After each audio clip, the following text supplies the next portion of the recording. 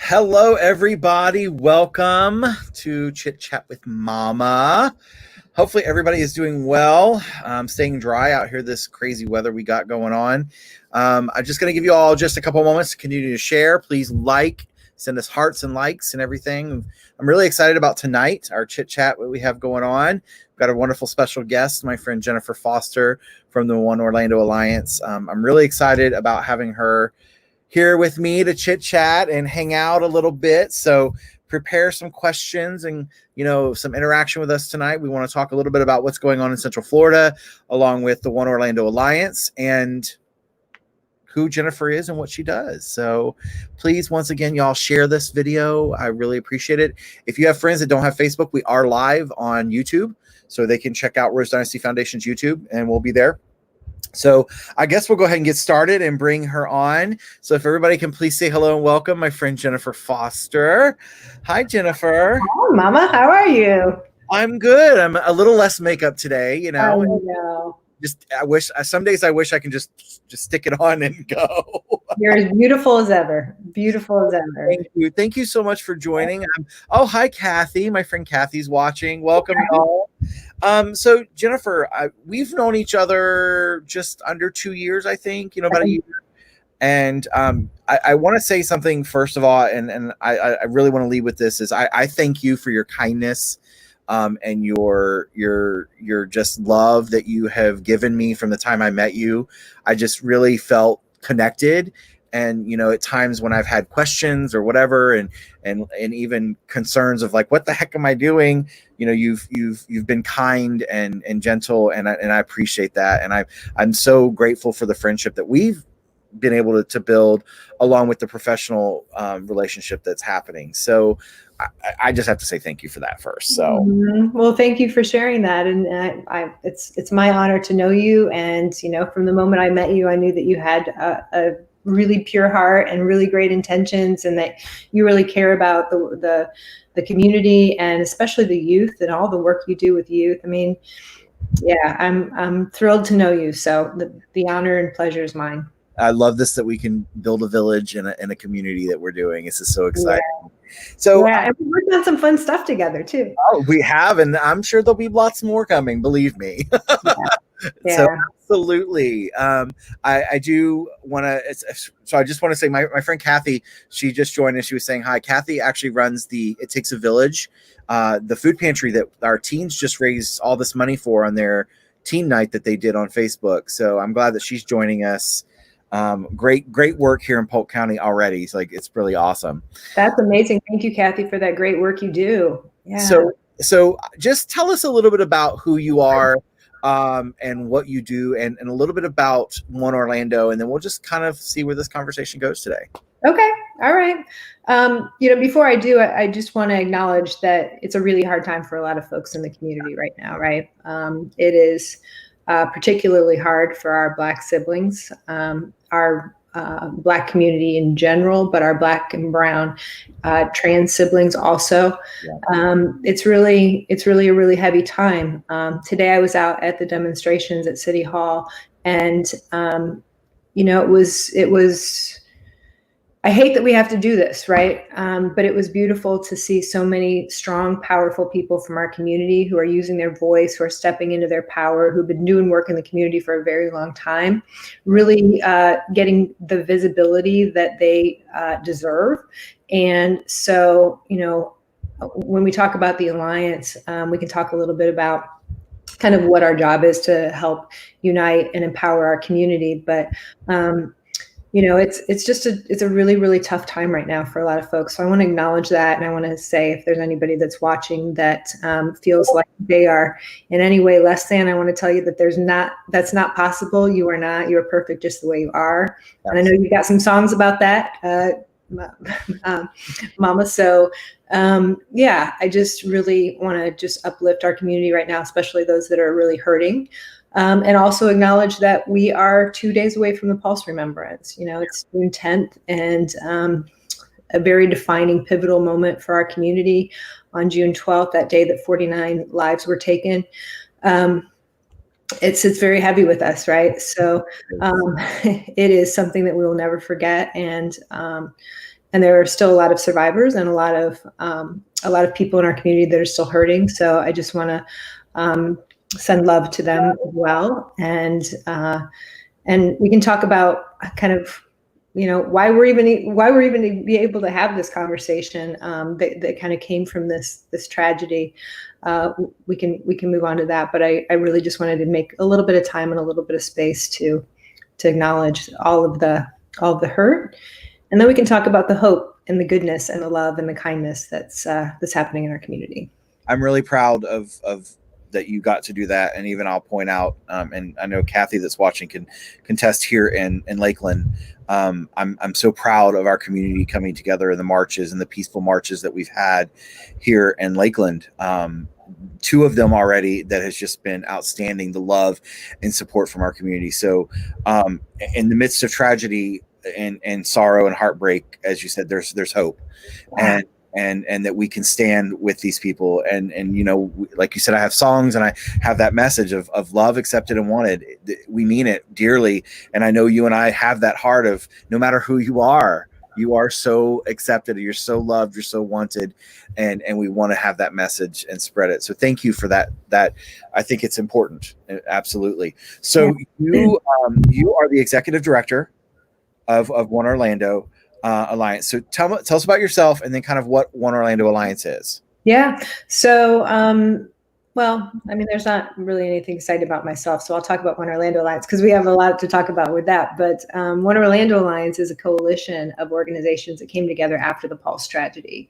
And our very first time that we convened was on June 16th. So, the tragedy took place on June 12th, and within 4 days, some community folks got together, and there was a lot of chaos going on in the community. There was a lot that there were a lot of unknowns, a lot of fear, a lot of sorrow, a lot of sadness, a lot of grief, and a lot of people wanting to do really good work, and a lot of people were doing really good work. Right? There was so much outpouring of love, and our community organizations were really chipping in.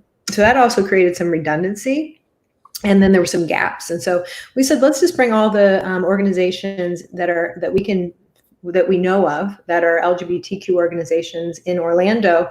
Let's bring them all together, convene them, and bring them together with people from the city and the county, and we had state and federal government people there. I mean, it was pretty intense. But anybody that was responding, we had them in the room so that our LGBTQ organizational leaders could ask questions and could talk about what they were seeing and what they were hearing, and really just share information. And the sole goal was to communicate and collaborate. That was it. We weren't thinking about forming a coalition or an alliance. We were just thinking, how can we support each other?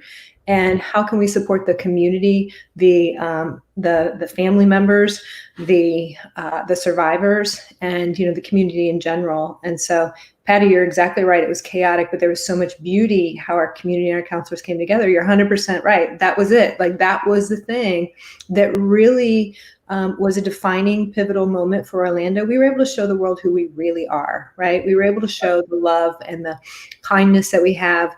And you can't just manufacture that. We're a pretty special community because we've got magic everywhere, right? With the theme parks. But there's, at the root of it, we're a community that deeply cares about each other. And we have a long way to go. There's a lot of things we need to do. Yeah. Make sure that everybody's cared for. But at that moment, I think it really, the Orlando United hashtag that's used, that really was because that was what was resonating throughout our community. And I really view June 12th, 2016 as a paradigm shift. I think there was kind of this collective awakening, this collective consciousness shift that people really said, okay, we can never go back to the way we were, right? We have to do better. We have to be better. That certainly happened in the LGBTQ community. So that was the early bringing it together. And then as time went on, organizational leaders started to get to know each other. One of the things that was really interesting was that most of the people in the room didn't know one another. And you'd think from the, you're out there in Polk County, so I, wouldn't expect you to come in and know, all of the organizational leaders in Orlando, although you do now, right? Right. Yeah. But if you were here in Orlando, you would think that you would know, right? But that's just indicative of how, nonprofits work and how human beings are, right? You get in your silo, you put your head down, you do your work, and sometimes you're not really thinking about everybody else. And so once people really started to get to know each other and they got to learn about their different organizations and like what organizations were doing, you started to see collaboration, you started to see, some of the duplicative services be reduced. It was like, oh, well, you do that, we do that, let's partner together, Right. And then programs got stronger, things like that. And so, that was a really great result that we saw right away. And then the other thing that was really, I think, the most surprising, besides people not knowing each other, was we asked who's not in the room, who's not represented. And what we recognized very, very quickly was that our Black, our Brown, and our trans community did not have organizations that represented them. Some of the service providers did provide services, but even then, especially on the trans issues, it was really very lacking. And Right. so, we're so far from where we need to be, right? Still, but that was a huge pivoting point for our community, where we recognized the gaps and we recognized who's being left out. And what I always say is that, we're this very, very diverse community, right? I don't know that there's a more diverse community than the LGBTQ plus community, because we're everybody, right? But we aren't always inclusive, and that is intentional work. And that the intention, I really believe, from our entire community on June 12th was to become more inclusive. And we started a program called the Inclusion Learning Journey, because it is a journey, right? There's every day we learn more things. I mean, every day we learn more things, and it's an inside job. A lot of this really causes you to stop and think about your own biases, whether they're conscious or unconscious, and how you're, how you could potentially be contributing to some of these issues unintentionally, right? So that's long-winded. So I'm going to stop talking for a minute, and you navigate where you want to go, because I feel like, I can talk about this all day long. I'm the same way. I get it. When it's your life, it's your passion. And I love you and I had a conversation. I want to say it was at one of the trainings with Zebra. And we talked about wanting to build a community, to build villages of, bringing people together. And I think that's important for people to recognize that even organizations like ourselves, that we are about bringing people and bringing inclusion, that sometimes we need education. And we talked about this on our Zoom call last week. I shared with, there's a lot, even with the current situations going on, that there was a lot of ignorance, a lot of stuff I didn't know, that I was like, I needed to educate myself. And like you said, even how are we contributing to things that we don't even realize that we are? But what's great is the fact that we're willing to learn and we're willing to grow. And, OneOrlando recognized those things. And I've even myself have recognized some things of, okay, now how are we going to fix that? How are we going to move past this point where we may not have realized that we needed to be somewhere else and go somewhere else? How do we get there? And the education and the networking and building. And I really loved, as much as I wanted to be part of so many of the calls, I hadn't been able to, but even what I experienced this last week on the Zoom call, the somberness, we were all in a place, and logically reason why.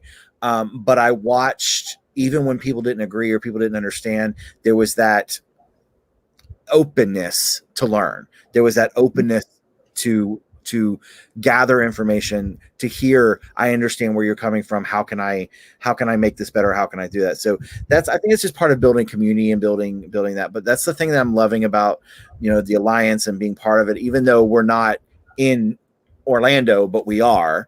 I think you guys we are doing great things. We're going to continue to do great things. So it started at mid-June after the Pulse tragedy, and so we're coming up on 4 years. I can't, in 6 days it'll be 4 years. So since you met for that first time, I know you said that we're not where you should be, but how amazing does it feel to see where we came from?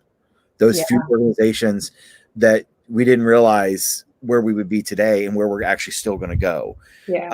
I'm sure it's not been easy by any means. No, it hasn't. But I tell you, I'm incredibly proud of our community, and I'm incredibly, like, fiercely protective of our community, because I have seen people get really raw and really vulnerable and go to places that are very uncomfortable. You know, to your point, you know, the first couple of years was just trying to build a culture of trust where we could be honest with each other and hold each other accountable. And, you know, our values are really the only thing that keeps us together. And those values have really been strained over the past couple of weeks. I will tell you that. And, you know, and I've questioned my own place in all of this, right? And have done some things that I don't think is, you know, like, I look back and went, oh, I wish I wouldn't have said that. I wish I wouldn't have interrupted that person. I wish I would have listened more, right? But we are, you know, we're all in this together, right? And we're all human beings. We all have that commonality that I think we're here on this planet to learn, right? We're here to learn. We're here to grow. And lived experience is really important. And my lived experience is very different than your lived experience, and very different than every person around the coalition's lived experience. And all of that is perfect, right? It's all like exactly the way it should be. So part of it is, you know, it's really tough to kind of get out of our own way sometimes and just really, and really, like, you know, see people for who they are. And sometimes it's really hard for people to show you who they are, right? And so I think that's what I'm most proud of with the Alliance, is that we have this, we have created a culture where we can have discord, and we know that everyone is well-intended in wanting to do the best for our community. Mm-hmm. And, you know, we've said it in these meetings the last couple of weeks, and we said it when we took a firm stance on anti-racism, that if there are any members that have a challenge with that or have a problem with that, you know, this isn't the right place. This isn't the right place for them, right? And so if we, you know, if we have to lose a member or two, that's okay. But this isn't a social club. This isn't something that, you know, is just, you know, this is a commitment to our community to transform the culture of Central Florida so that it's safe and inclusive for all LGBTQ plus people. Everybody. And that means everybody. That means everybody. That means everybody. Right? And absolutely. And when you were talking, it just brings back I had this random discovery when I created the Love Accepted Wanted, the law for Rose Dynasty.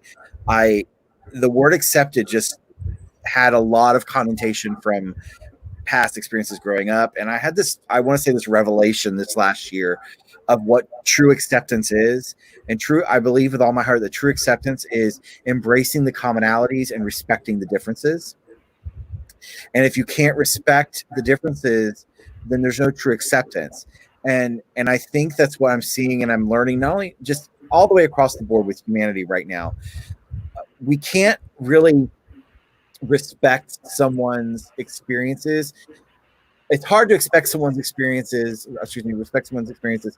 if you don't take a step back and understand that their emotions and their feelings are just as valid as yours. Right. And that's hard to do. I'm hard-headed. I am hard-headed, and I have no problem doing it. We have to be hard-headed to do what we do. Yeah. Really take that step back and say, this person, no matter what it is, even if it's just as we may think it's a simple thing, their emotions and their feelings are just as valid in that position. And I've said this for years. 5 people in a room can pick up a gallon of milk, and that gallon of milk is going to feel different to every person that picks it up, because every person is different and in a different place in their life. And I think that's where we as a community, and I saw it, and I'm continuing to seeing it, especially with the Alliance and other places, is people are actually taking that experience, sit back and look. I'm sorry, I just had to say, Heather said what? Jason hardheaded? Yeah, really well, right? I know. Big love to Randy Thomas too. Yes. Oh my gosh, Randy. I just interviewed with Randy. So we're premiering my interview at Thrive tomorrow. Oh, good. Got to do them. Randy's part of the Alliance. Thrive is. That's awesome.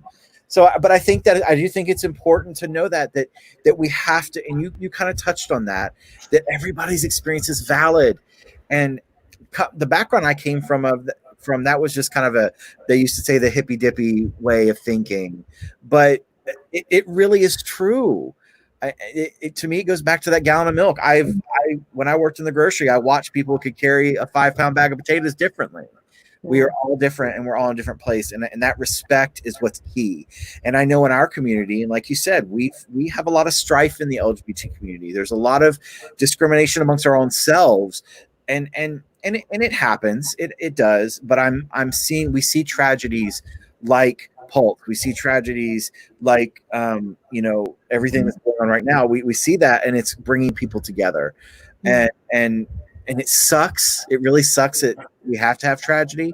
Yeah. But I've said this many times too. Life gives us this 2x4, and what are we going to do with it? Are we going to continue to beat ourselves and beat somebody up with it? Or are we going to lay it down as another part of a path in our journey to make us stronger, to build a strong, stable place for people? And I think we are definitely on a good journey for that. Yeah.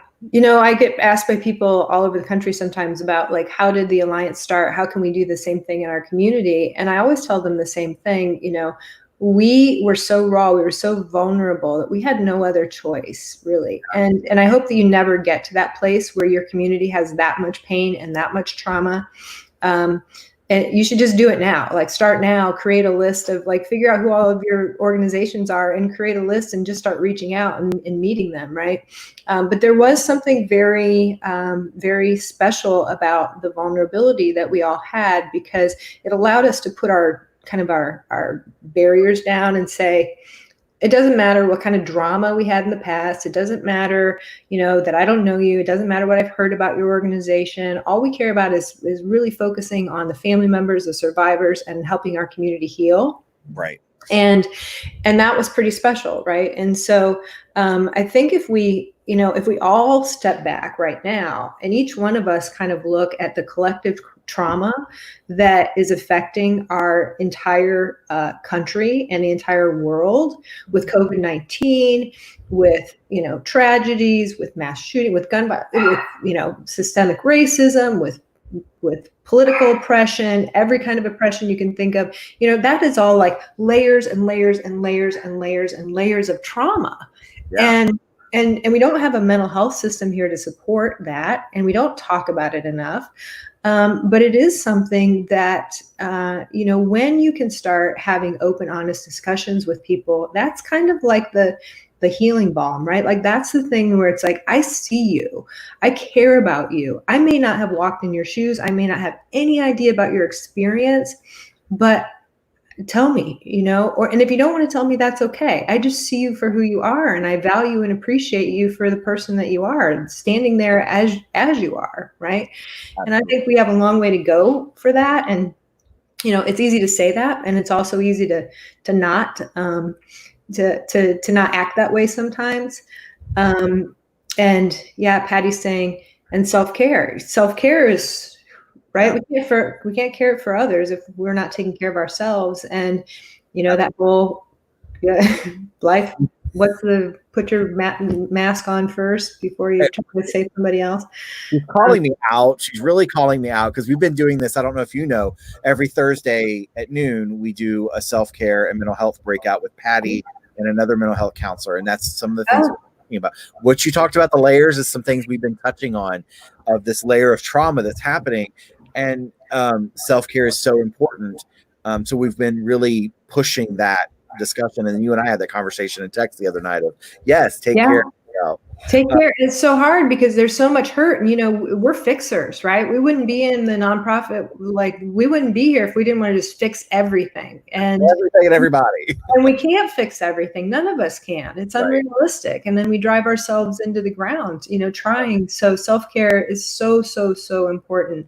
And the other thing that I'm pretty in tune with, and I don't think is being talked about a lot is just the generational trauma, right? So you have, and those are things we are just not talking about as a community at all, is that, you know, we are all suffering from things that we had nothing to do with, right? And didn't impact our lives in this body, this form right now.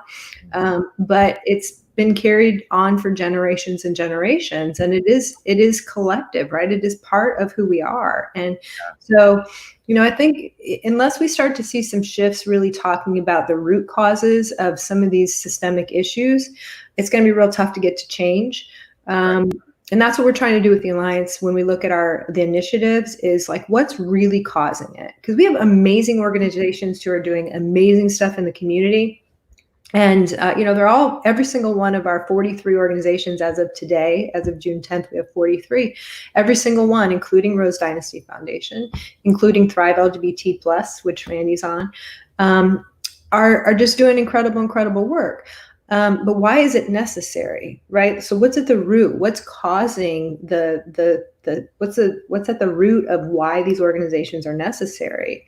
And that's where collectively we can really put some energy and we can really focus. And I think that's how we're going to make this community that we really want to live in Central Florida. And we've already seen it in a lot of ways. You know, we were able to go and say, you know, you need an LGBTQ plus liaison at the city and the county, and you need this and the, you know, and on and on and on.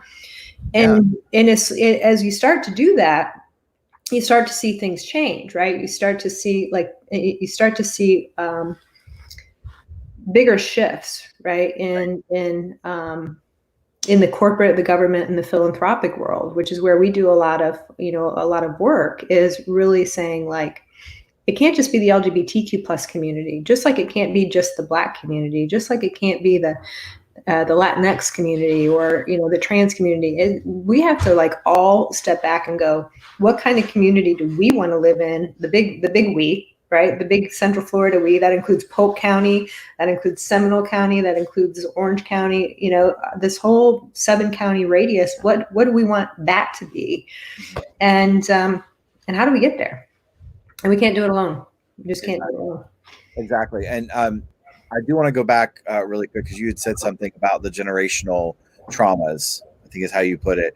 I've had a lot of discussion even recently with some of our teens, and we talk about our trans brothers and sisters, especially the levels of trauma, the trauma from those that are in the ages, probably 45, 50 and older, to the ages, you know, maybe in their 20s and 30s to 50. And then the new generation that's coming up I don't say if they don't understand, but they don't have the same trauma, the same struggles that we had younger, or we had us older generations did. And they're starting to recognize that. And some of the teens are seeing that, they're recognizing it.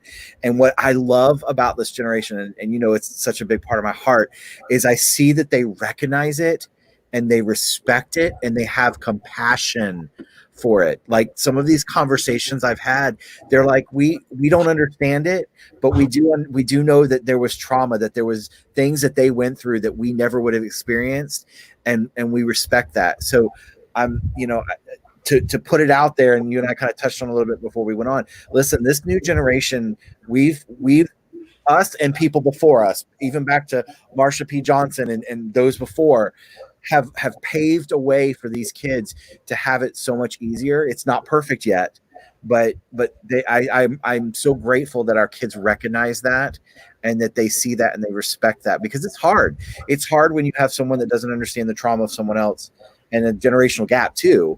But I just want to throw it out there to people watching and listening that the teens recognize this, they see this, and I'm sure it's not just our group, it's all over. But I think it's very real, and it's nothing that's talked about. We don't talk about it. Yeah. We don't talk about those Marsha P. Johnson generation of trans who are the LGB treated like utter trash. Yeah. They're starting to talk about it now, though. We're talking about it, which is amazing. And, you know, I saw a sign from a protest or from a demonstration earlier this week that said, I can be gay because of a riot or something like that, you know. Right. And it was a young a young person holding up a sign very proudly, who's recognizing the history and recognizing that, this is a liberation movement and it's still not over with. As long as people can still be fired or not hired from their jobs, which can happen right here in Florida perfectly legally, the work is far from over, and we've got all kinds of challenges, as you know, to really realize full equality. And some of us are more privileged than others in that. And, that's something that we're recognizing, is that, for I'm going to say middle-aged, because we're both middle-aged, right? Like, yeah, we are. Yeah. With a little bit of luck, right? We're on the planet. We're like halfway through our, time on this planet.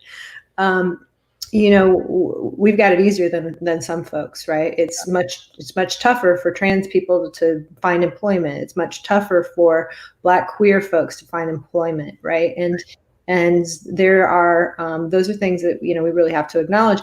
And I'm so hopeful with the young people that I'm meeting, and the kind of their reverence for really wanting to understand the history of the movement. Right. And then also they're unapologetic, just like, we're going to blow the doors off this because, the system is broken. We're going to have to smash it.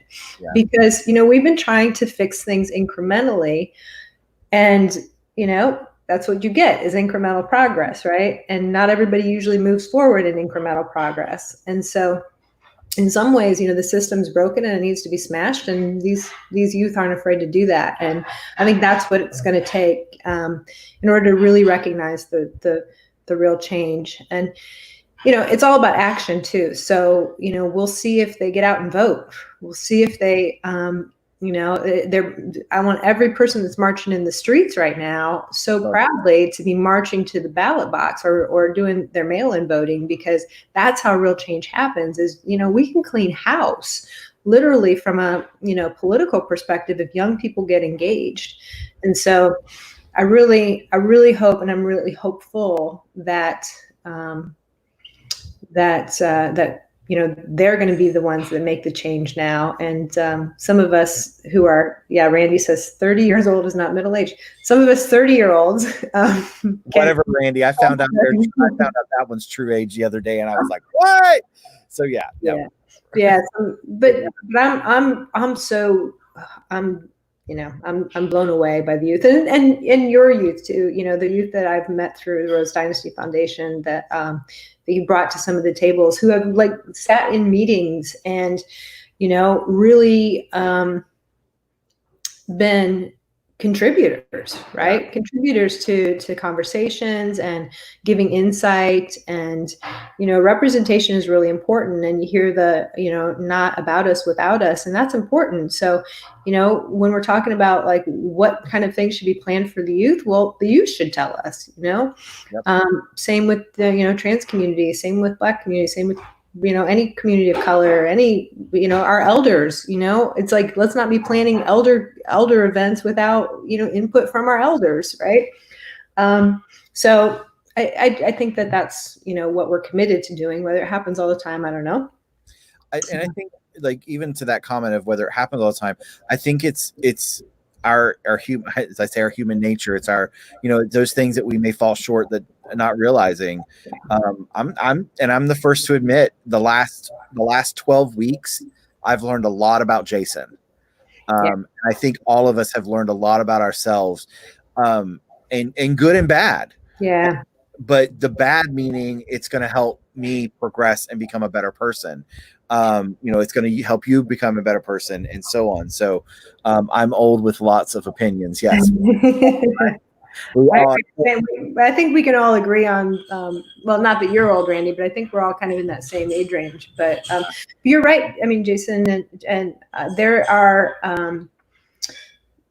self-reflection is hard, right? It is hard work. And I think that that people that have just kind of started that journey as a kind of gotten forced into it as a result of COVID-19 and being in isolation, are having a really, really hard time. I think that that goes back to the trauma. Like once you start to kind of get woke to some of this stuff, then you're like, oh, I have to like deal with that now, or not, right? You can shove it back down and expect that it will come up again. But it is hard work, but I think it's the work that is worth doing. That inner work, that's the most important work we can do, because all of this is an inside job. Like we can't show up in this world and try to make it a better place if we're not doing a lot of that introspective work and trying to heal our own traumas and trying to really understand like what makes us tick and what motivates us and absolutely all of that. Absolutely. Well, we're going to continue to chit chat here, but if you guys have any questions, yeah, I love the comments. Y'all can keep commenting. That's absolutely great. So we've first of all, you have been insanely busy. I can't even keep up with my emails on top of the alliances, trying to catch up with everything. So you're definitely balancing a lot. You're doing amazing things. And I did see some emails today, which I was happy that people are recognizing the work that you're doing. And of course, and not to denounce it, but part of it is it's a job that you've taken on because you are the executive director. But obviously, you can't do this and do this right without the passion. And it's amazing that you have it. We've got some events coming up. We've got some stuff coming up with the Pulse tragedy. We've been leading up to days. We've have done several things, but what's coming up this week? Like, what are some things that people can look for and kind of keep an eye out on? Yeah, so I'll just say that there's a list of some events on the website actlovegive.org. So that is the best place to go for the kind of the rundown of the official Pulse Remembrance events, as well as some of the other community events that have popped up. But I would love to just talk about the Acts of Love and Kindness movement for a minute, because, or a few minutes, because, that was something that we worked with the city of Orlando and Orange County to create back in 2017, as we were early 2017, I think, like January, we got together and we said, what should we do when June 12th rolls around, right? And so we got a whole bunch of people in the room and we started talking about it. And what we came up with was the Acts of Love and Kindness movement that all culminates on, it actually starts 49 days in advance of June 12th. And then for the 49 that were taken. And then it culminates on June 12th, which is Orlando United Day. And so, and we use the hashtag Actlovegive. And what we do is we said, what was so special about our community while there was so much sorrow, while there was so much pain, and while there was so much trauma and, heartbreak, was the outpouring of love that we showed to one another, and also that was shown to us from around the world, right? I mean, just around the world, people were just, from the vigils to the messages that were received to the donations that came rolling in for the survivors and the family members. So we said, how can we remind people of that annually? That's what we should remember annually. We should honor the 49 that were taken. We should remember the survivors, the first responders, everyone who is, thanks Khalil for putting that in the chat. Everyone who, were the helpers, and then everyone who was affected in our community, should all be really honored on June 12th. And we can do that through showing love and kindness, very simply. So the act is we say, do something good for somebody else, or do something good for yourself, just show an act of some sort that is loving and kind and giving and generous. So that's the act. The love is, we want to amplify. I think love's contagious, so I like put it on social media, use the hashtag, get other people to do it. We have some signs that say, I act because, I love because, I give because, on the website. People download those and they write in the most beautiful messages about what, why they do that. And then they share it on social media. And it's just such a nice way of just expressing oneself, right? And so so that's the love. And then the give is supporting and giving of your time or your talent. So volunteering for an organization, making a donation if you can. This year, we're asking that folks give to the Central Florida LGBTQ plus Relief Fund. That's COVID-19 related, because we have a lot of people in our community who have housing instability and food insecurity, and are really, really struggling right now. And so, the relief fund doesn't solve all of their problems, but it lets them know that they're not alone. It lets them know that somebody loves them, cares about them, wants to help them. And then, there's a whole bunch of resource guides and things that are attached to that. So that's the act, the love, and the give. And like I said, we do that 49 days out from June 12th. So it really is a movement. But that's something we should do, 365 days a year, is be acting and loving and giving. And then on June 12th at noon, we do we host the 49 Bells, which it happens at noon local time around the world. Actually, we have bells that toll 49 times for one for each of the souls that were taken, and that's happening virtually this year because of COVID-19 and social distancing. And so that's going to be streaming from the OneOrlandoAlliance social media pages on Facebook and Instagram. I don't know if pages is the right word anymore, but I don't know. I don't know. Our social media account, our Facebook and our Instagram. Thanks, Khalil. Khalil's dropping all that in the. All right, Khalil, with it. Khalil is on it. Thank you, Khalil.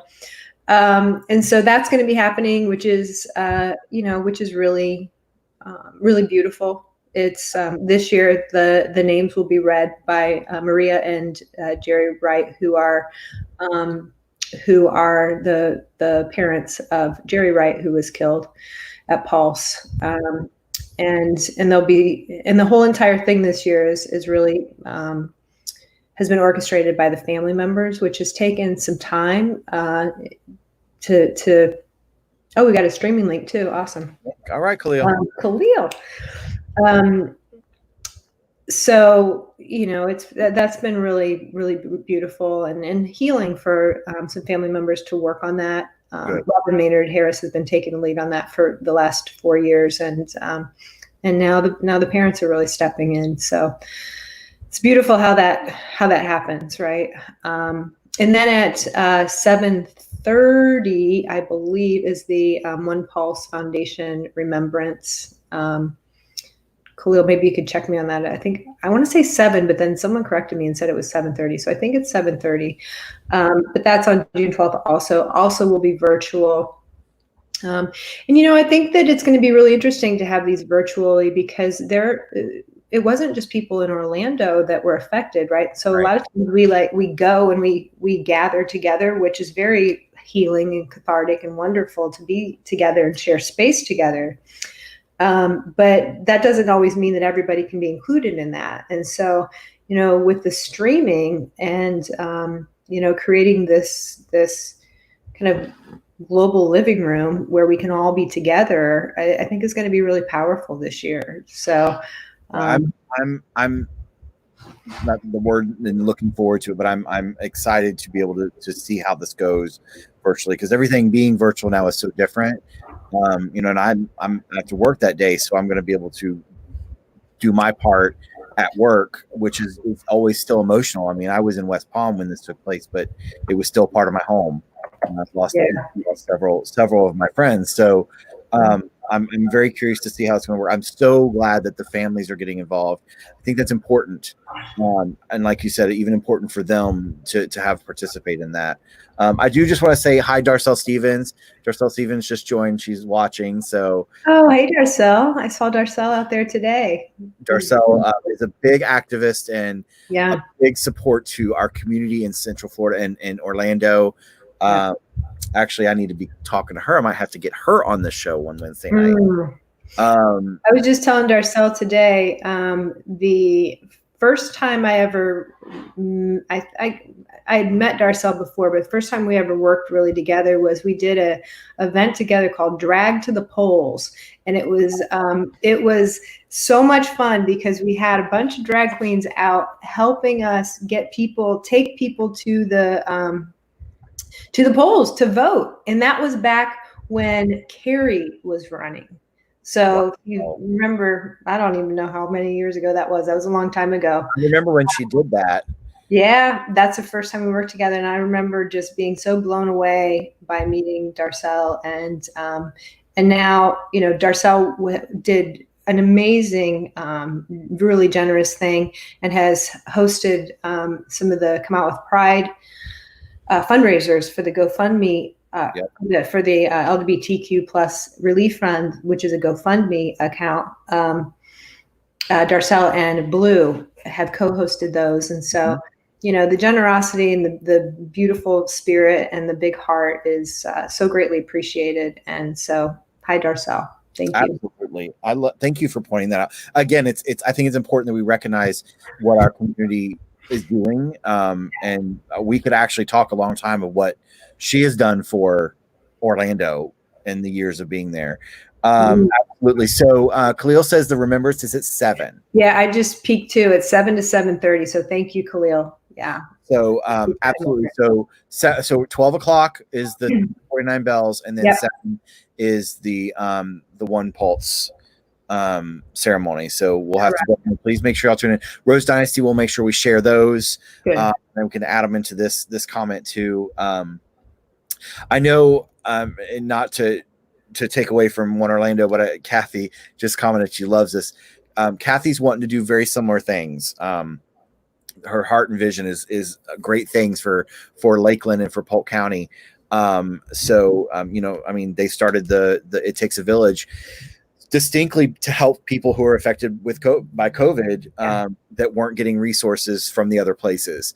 So there's so many, whether small or large organizations and people that are willing to step up. So if you're watching this and you want to lend a hand, you want to donate financially, if you can't lend a hand, you want to spread the word. There are so many places and so many people out there doing amazing things.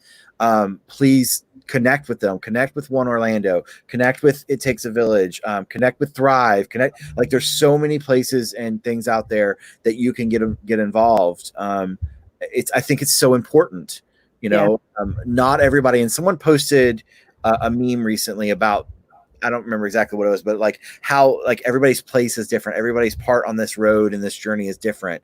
Some can be more vocal. Some can donate financially. Some can share. Some can just love somebody. Some can give a cup of water. There's always something that we can do to give back. And that's what I try to teach the teens. I was so blessed in my life to have a father who him and my grandfather would give the shirt off their back to anybody on the street. And I saw compassion and love done. And that's what drives me to do what I do. That's what drives us to connect is I may not be able to do everything, but let me find somebody that can do what I can't do. Yeah. And then I'll probably still try to do everything, but let me find somebody that can do this. I've had a lot of people reach out recently for resources that I've just not been able to help, but I've been able to at least say, well, go here, they can help, contact them. So I think it's important to do that. And that's what I just love that the Alliance is doing. I'm so honored that we, first of all, that you all and the board approved us to be a part of it and saw the vision, saw the heart of Rose Dynasty, what we can contribute to the community. Even though we aren't in Orlando, we're still doing things in Orlando and everywhere else. So I'm grateful for that. Well, and the approval comes from the peers, right? So I don't say who becomes a member of OneOrlando Alliance or not. So the proof is in the pudding. If you're doing great work and you're an organization that's serving the LGBTQ plus community and you go through the membership process and all your paperwork, all your ducks are in a row, then the coalition is the one that votes on that. My initial role is to meet you and to hear about your organization and see if you kind of if the organization meets the criteria. Right. And then it goes off to our membership team, and then the membership team doesn't even make a recommendation. They just go through the process with you to get to know you a little bit, and then they present to the coalition members. And so it's really about making sure that the organizations in our community are really committed to really serving the LGBTQ plus community and all of our community. And right. We've just raised the stakes on that by changing our language in the Alliance agenda. We pointed out in 2017 in the Alliance agenda, when we identified the top 10 issues, racial inequality was one of those issues. And we've done some work on that. I'm not going to, say we haven't, but there's a long way to go. And it hasn't been a top priority. And, while we have brought in some additional organizations that focus predominantly on people of color, not enough at the table, right? And so we really need to continuously do a better job on that. But it's about intention, right? And the work, and then action. And so, if organizations are really have a good vision of what they want to do and the impact that they want to make in the community, and they fit our value structure, because the values are the only thing that kind of hold us together. Right. Then then the Alliance is a great place. But I mentioned earlier, the racial inequality. We just changed our stance and said that focusing on racial inequality isn't enough anymore. We have to be committed to anti-racism, and so we collectively decided that, and that's our stance from here on out. I look at June 12th as a pivot, and I look at this past 2 weeks as a pivot. Exactly. And every time we pivot, we get a little closer to the goals, right? But it takes more than just making a statement. It takes more than just saying, okay, this is something that's important to us, we're going to prioritize it, and then months and months go by and we don't do anything about it. What we've said is we need measurable action, hold all of our organizations accountable, hold the Alliance accountable, hold all of us collectively accountable, and that's how we'll make change. And you mentioned earlier, you mentioned about education, and education is important, and we need to all kind of inform ourselves and do this work and sit in our own uncomfortableness, and and at the same time, we can't do that for very long. We have to act, right? And we can continually educate ourselves as we go along, but at some point, it's like there's a time to listen, and then there's a time to act, and collectively we need to act, and that's how we're going to fix things. And so it's kind of poetic, I think, that the Actlovegive movement happens right now, because action action can be defined in a lot of ways, and sometimes that means speaking out to maybe a relative who says something inappropriate, or shutting down something on social media, or, donating to a great cause that you wouldn't have done before, or, reaching out saying, how can I help? Like, those are all things that we can do right now. And sometimes I think we just, we want things to be perfect, right? And we're like, well, I'm not ready. I really want to be able to step into this at my best, and blah, blah, blah. You just got to jump in, right? You just got to jump in and act. Otherwise it's just excuses. And, I learned that the last couple weeks immensely, and I encourage people to go and read on the website. You all have worked hard on it, and I think it was I again, like you said, pivotal. I think everything, whether good or bad, that's happening is lining up. There's a timing, there's a reason for it, and I just love what you said about every time we pivot, we get closer, because we know that roads aren't just a straight, narrow road. They're just not. Yeah.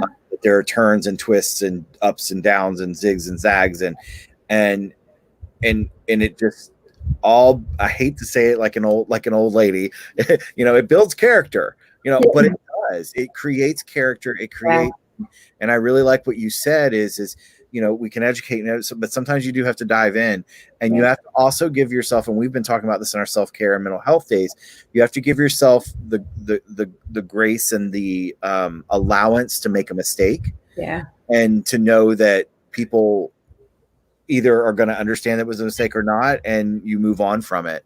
And there's been several things in the last several weeks for a lot of people that were misconstrued or whatever, and it's a learning. It's been a complete learning process for all of us. Listen, and we all know this, never in history have we been where we are today. That's right. Have we been in racial injustice? Have we been in a pandemic? Have we been in about ready to come up on an anniversary of a mass horrible experience? We have never been through this. Yeah. No one has the right answer. No one does. And I think it's important that we recognize that. As someone that's hard-headed and hard on themselves, it's hard to recognize that, but we'll have to step back and say, I recognize that we've never been here in history. Yeah. And it's okay that we've never been here in history. That's so true. 2020 is a mess. It is messy. And wow, I mean, the resilience, but what we see, like this banding together, people standing just, even risking their own health to stand in the streets with COVID lingering, to really flood the streets and say, this is so important to me, I can't stay home. That's happening all around the world. And you and I mentioned it earlier, but I think the old world is dying off and the new one is being birthed, and that's messy. Growth pains are really, really hard sometimes. They really hurt sometimes. And I think that our whole planet's going through just one giant growth spurt right now for the better. And, what we do with that right now, and what we, harnessing that energy and really propelling that forward, and not stopping until we see real change is what's going to need to happen. And, if we need to continue to flood the streets till, some of these systems that are so damaged are actually broken and smashed and can start new ones, then that's, I think, what's going to have to happen. But what's nice is that we're not alone in it. It's nobody's, when I say we, like the big we, we're not alone in it, because you look around and it's happening all over the world. I saw a really beautiful picture that came out of Syria, and it was this smashed up building, it's kind of a little piece of a wall that was left from a building. And on it was a painting, a spray painting, a graffiti painting of George Floyd. Mm. And there were some people standing around it. And that was all, there wasn't a statement, there wasn't anything. It was just like the sign of solidarity that the oppression in this country, in this world, has got to stop. And from Syria, think about what that country's been through, and enough. I mean, they were standing in rubble, basically. I have to find the image again, but it took my breath away, because it was so beautiful that those people stood there, and they know oppression, right, as much as anyone. And they've been they have no homes, right? And yet they found solidarity with that human spirit of, Black lives matter, their lives matter. The shared humanity matters. And I don't know. I'm hopeful for the world. I do have to say that I'm really hopeful for the world, but it is going to take action. And Darcel, maybe we can do some drag the polls again this year, because we need to get people to vote. We got to get people to vote. That's got to happen. Yeah, absolutely. Because without that, none of this means anything, right? If people aren't voting, if we're not voting people out of office, if we're not putting pressure on companies that don't do the right thing, if we're not saying enough's enough, then nothing changes. So I think we got to do it.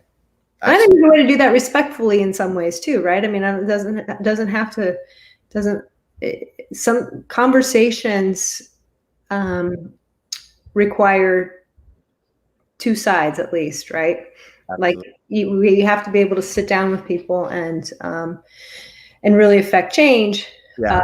Now some people just don't listen, and those people, they got to go. Right. But that's not a true conversation. That's one side of the conversation. And I made a statement recently that we need more conversation, less accusation. And I still stand by that. You just said it. Conversation takes two. you know, and sometimes us that talk a lot have to shut our mouth and listen. Yeah. And it's okay to shut our mouth and listen. And I've had to try to do that a lot more lately. And I think that's something that we can all learn. But it takes two for conversation. Then it's not, then it's just a clanging cymbal, worthless and just out in the air. So I like what you said about that. That was really good. Yeah. We'll be wrapping up here really soon. If anybody has any last questions or comments they want to kind of throw in, we'll be wrapping up here soon. And you know, check out the Actlovegive website. Check out the OneOrlandoAlliance website. Make sure that you all tune in if you're able to at noon on Friday for the 49 bells, and then again at 7 o'clock for the ceremony, so we can show our love and respect and united, wherever you are. You know, I know there are people watching from other places, so please make sure that you are joining. I know my friends from California are already planning on tuning in, you know, and all over the world. So this is important, and I love what you said about that, and I like to resound that the Pulse tragedy wasn't just Orlando. It wasn't just at Pulse. It sounded through the world. There were people from all over the world who were affected. And I remember dearly, I remember those phone calls. You and I were saying it after 2 o'clock in the morning, we were getting those phone calls, and, you know, it resounds, and it resounds from all over. And, we'll never forget that. We surely won't. Thank you so much, Michelle. Thank you all. My friend Michelle watching. Yeah. Thank you, Michelle. So yeah, any questions, anything? I just want to thank you both for all you do. Thank you, Patty. Thank you. We love Patty. Yeah, and thanks to everybody that's watching. Thank you all for tuning in and sharing it and showing us love. Yeah. We really appreciate it. I'm, you know, as always, I'm just grateful, and hopefully when you and I have time for coffee that we never got to do. I know, we always say we're going to, and then we're like seeing each other in meetings and running back and forth, and haven't been able to. That's what I miss the most is, you know, those meetings that we would end up in together, and you know, I miss hugs. I got some hugs today, and you know, it was like COVID-19 or not. There are people that I love that I really just wanted hugs with today, and you know, I hope that we can get back to that soon, because it is important. This is great to be able to talk like this, but it is important to be in the same space and to share space together in whatever ways that we can. So I agree in those hugs. You know, in the salon, like, we're huggers in the salon, and we've not really done that. And I had 3 of our kids came in for getting their hair done today, and I was like, I was like, are you comfortable with a hug? So you got that big embrace. Like, it was just, it's such, and I know our kids, they're on a private server talking all the time and playing games. And that's the thing they're saying. We need our group hug. We need our group huddle again. Like, it's so missed. So hopefully we'll be able to do that more soon. But thank you for all you do. Thank you for everything. And being a friend and an advocate, and, you know, whether you know it or realize it, the difference that you're making, whether it be just for me or for the whole organization, you know, it's amazing. And I can just go on and on. I mean, seriously, I'm so grateful, and I'm glad that we were able to finally do this. Sorry I had to postpone last week, but something came up. I can't even remember. No, and last week worked out because I ended up having to work, and we did the Equality Florida had the Black Lives Matter forum. So I did that and was able to be part of that. So I think it was. That's what it was. That's what that's what it was. That's right. Yeah. It's all good. So. I appreciate you. I appreciate everything you do in the community. This is truly like a group effort, right? I mean, it is, none of us can do this work alone. And I just happen to be at the center of this incredible wheel of amazing organizations and people, and have really gotten to know and truly love so many, so many people in the community. And, nothing makes me prouder than to see our organizations thrive and to see the good work that's happening. So thank you for that. And thank you for your friendship. Thank you. And Khalil says Jennifer for president 2020. He knows that can't happen. I'm like, I don't know if Jennifer wants that responsibility. No, that I always, well, I won't say why that can't happen, but no, I can firmly say I am not interested in politics, but right. I am not interested in politics. There are people out there that are made for that, and that we need to support and we need to vote for, and so that's where we'll be shifting here soon. Do you have any more closing thoughts? Anything else you'd like to point out or say? I think that I say this to you and I say it to anybody that's watching, just be gentle with yourself right now. It is such a harsh time in the world, and it's such a difficult time for our community. And so start by being gentle with yourself and be gentle with others, and, just continue to show that love and kindness, because it comes right back at you, right? Regardless of how bad you feel, when someone reaches out and says, hey, I appreciate you, or I see you, and that makes it all worth it. So I guess just be gentle with yourselves and show some grace, and we'll get to the other side of this. Yeah. 2021 is going to be what a celebration that's going to be, huh? When we're done with this dumpster fire of 2020, absolutely. And if you'll just stay on after for one moment, and we'll let you go, because I know you have some things to do, but I do want to welcome a lot of people just joined. So hi everybody that's just joined. Listen, we're going to be ending this broadcast, but go back and watch it. Please share this after the fact. Please share the YouTube channel too. I appreciate it. And keep an eye out tomorrow at noon for our self-care and mental health on Rose Dynasty's site. And then tomorrow evening, we also have the interview that Thrive is going to be releasing of Momma Ashley Rose and Randy. And then, of course, story time we have at 2:00 every Sunday. We're doing some great things with that, and keep an eye out what we're doing. Keep an eye out everything coming up. Thank you all. And as always, remember that you are loved, accepted, and wanted. I love you all, and we'll see everybody next time. Bye, everybody. Bye, everybody. Love you.